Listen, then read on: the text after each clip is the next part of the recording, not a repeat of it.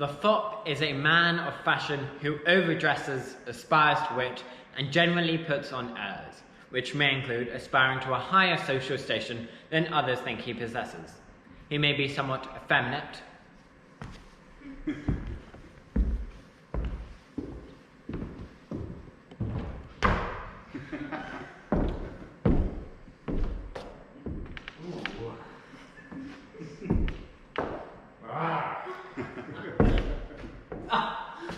a slight suit I made to appear in at my first arrival, not worthy of your consideration, ladies.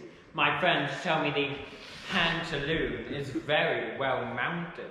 In truth, the tassels are new and pretty.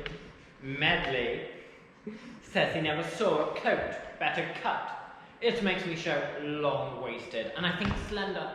I believe that's the shape you ladies dote on. Oh. I confess the breech is a handful too high. I wish it low 1,000 times, but pox on it will not be. You alone, the gloves are well framed, large and graceful. I'm always eminent for being beyond Gante. The Lady Amelia declares I wear nothing but are originals of the most famous hands in Paris, and she is in the right. What she says is very true. The suit, Barbois, the garniture, Le Grasse, the shoes, Picard, the periwig, Chautreux, and the gloves are obviously Oranger. You know the smell, ladies. Oh, pay, see that all my people be ready. I bid you all au revoir, tout le monde. Oh, Medley.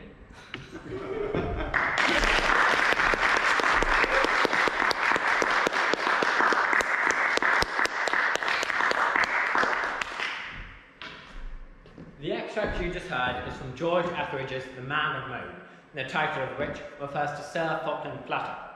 I chose this character to play because I found him immensely fun. While researching published characters, I came across Douglas A. Russell's period style for the theatre, which I found so entertaining in its own right that I'd like to perform an extract from it.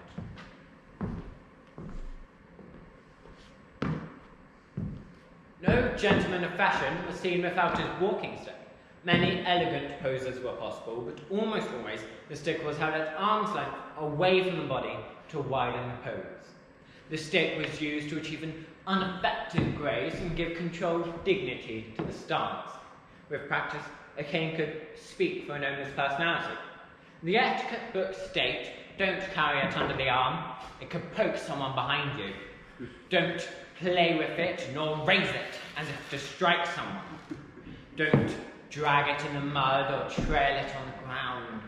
Don't lean on it like an old person or a cripple. And don't put it like a staff of authority or dignity.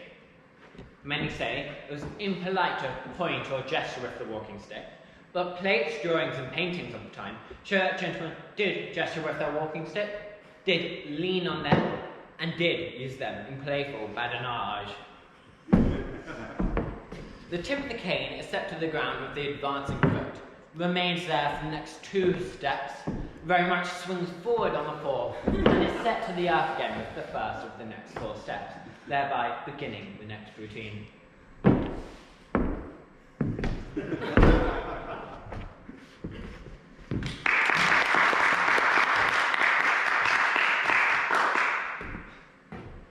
The fop was a character that allowed gay men to represent themselves on stage in a time where being homosexual was highly stigmatized or illegal. Oscar Wilde is considered to be one of the most iconic figures of the late Victorian society, known for his wit and flamboyance. On May 25th, 1895, Oscar Wilde was sentenced to 2 years' hard labour for gross indecency with men. During his transfer to Reading Jail, crowds jeered and spat at him on the platforms of Clapham Junction railway station. During his sentence, he was identified only as C33, the occupant of the 3rd cell on the 3rd floor of the C wing. Upon his release, he wrote to the press detailing the cruelties of prison life. To the editor of the Daily Chronicle. Sir, let me draw your attention now to a terrible thing that goes on in English prisons, indeed in prisons all over the world. I refer to the large number of men who become insane or weak-minded in prison. On Saturday week class, I was in my cell at about 1 o'clock, occupied in cleaning and polishing the tins I'd been using for dinner. Suddenly I was startled by the most revolting and horrible shrieks, or rather howls, and I knew some wretched man was being flogged. The next day, Sunday 16th, I saw the poor fellow at exercise. It was my last Sunday in prison, a perfectly lovely day, the finest day we have all year, and there in the beautiful sunlight walked this poor creature, made once in the image of God, grinning like an ape, all while these hysterical tears made soiled runners down his white, swollen face. He was a living grotesque.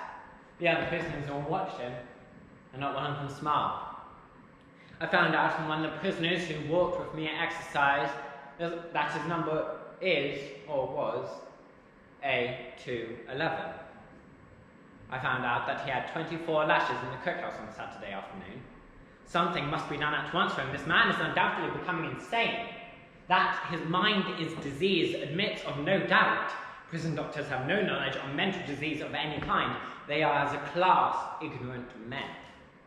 At present, it is a horrible duel between himself and the doctor. The doctor is fighting for a theory. The man is fighting for his life.